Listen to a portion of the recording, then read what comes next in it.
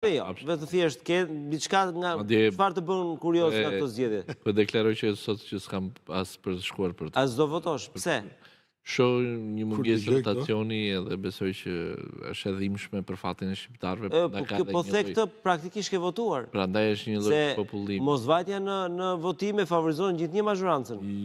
Se kjo që thua, s'ka rotacion dhe s'po shkoj, në një farë mënyrë e ke votuar për mazhorancën. Jo, nuk ka besim që mund bëjnë këta politika rotacion. Elektorati gri është elektorati më i madh në zgjedhjet e fundit dhe besoj që kjo është dhe fatkeqësia më e madhe e Shqipërisë dhe e shqiptarëve, prandaj ka dhe një lloj shpopullimi. Shumë herë flitet krimi i organizuar. Unë besoj që politika ja ka bërë të keqen më të madhe këtij vendi se sa vetë krimi. Dhe je vendosur mos shkosh të votosh. Nuk shoh asnjë. Nuk shef asnjë. Mirë, Kreshnik, edhe këtë që tha avokati, mua më duk shumë më nxyrë nëse ndodh. Mund të ndodhë një gjë e tillë që njeriu i partisë aty do të marrë fletët, do t'i nënshkruaj si çdo partia dhe pastaj do t'i fusi në post. Mund ndodhë kjo gjë? Apo është në një farë mënyrë diçka egzageruar? Jo, është pjesërisht është reale. Ku është e vërteta dhe ku mund të jetë ajo e paralizueshme. Së pari, vetë kodi elektoral dhe ndryshimet që janë dakord për votën e diasporës kanë mundësuar votën kolektive. Si e kanë mundësuar? Që do të thotë kanë lejuar emigrantët që janë regjistruar që le të themi 6 emigrantë ndryshëm, 6 familje të ndryshme mund t'japin një adresë. Dhe që këtu fillon palishmëria apo orientimi për të grupuar votat. Që do të thotë në shtëpinë e Kreshnikut mund të vinë votat e 6 familjeve, Kreshniku i mbush, shkon post. Do duhet ja jap në dorë çdo personi.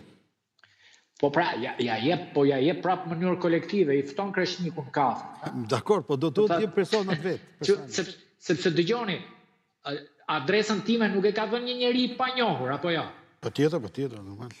Po pra, që të arrijë ai konfidencialiteti që t'jepet adresa, absolutisht, është një lloj miqësie mes këtyre njerëzve që i është lejuar të çohet për mua, kjo është e paligjshme.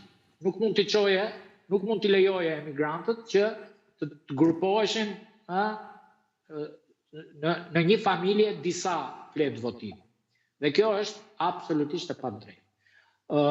E dyta nuk do ketë dhënë të fshet, e treta nuk do ketë orientim, ka 3 zarfe, sipas procedurës është shumë e komplikuar, dhe ashtu siç mendoj që do të gabojnë në fletën e votimit në Shqipëri, do të gabojnë edhe më shumë në diasporë.